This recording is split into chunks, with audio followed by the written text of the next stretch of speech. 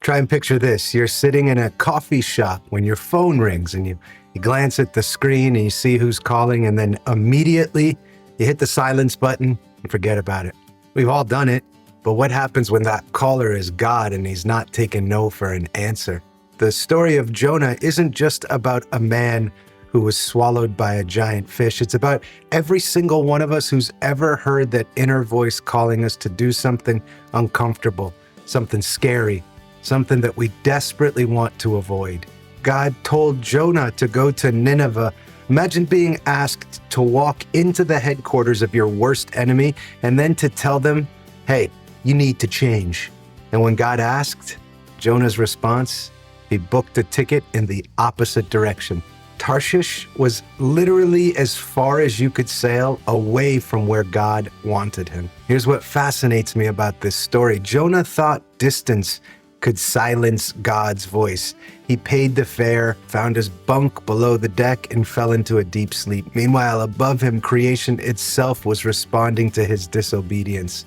The sailors, pagans who worshipped multiple gods, were more spiritually aware in that moment than God's own prophet hiding in the hull.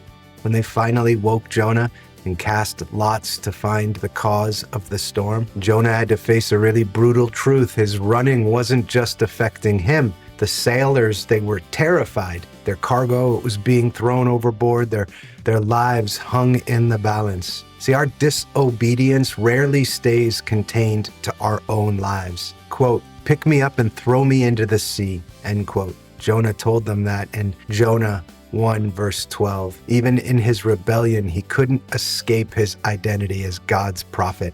He knew the storm was about him.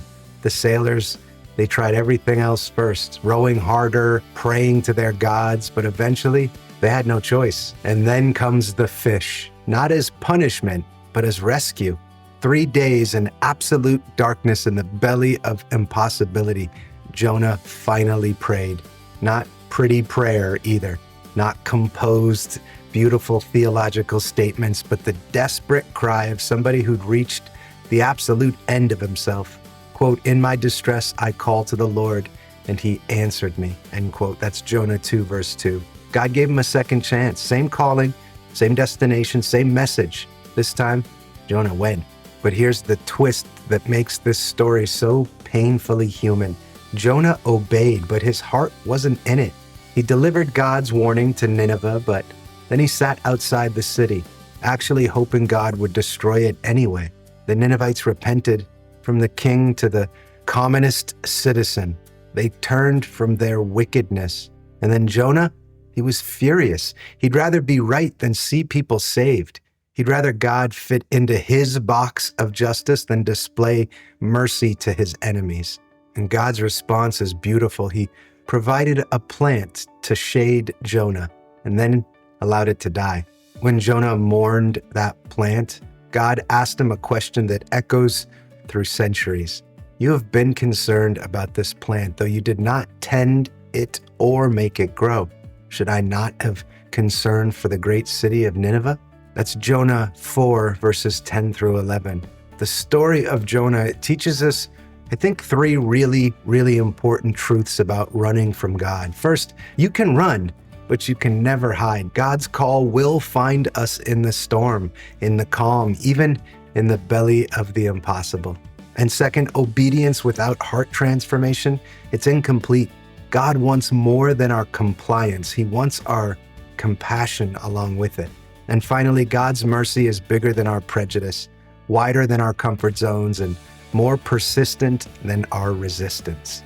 So what's God calling you to do today that you might be running from? What Jonah moment are you avoiding? Remember, that exact same God who sent the storm also sent the fish. He's not just the God of justice, he's the God of second chances and third chances and fourth chances, and whatever number you're on right now. My friend, my name is Adam. I want to say thanks so much for making it to the end of this devotional. I do these every day. Hope it adds a little bit of light to your day. Hope to see you on tomorrow's as well. But until then, onward, and God bless you.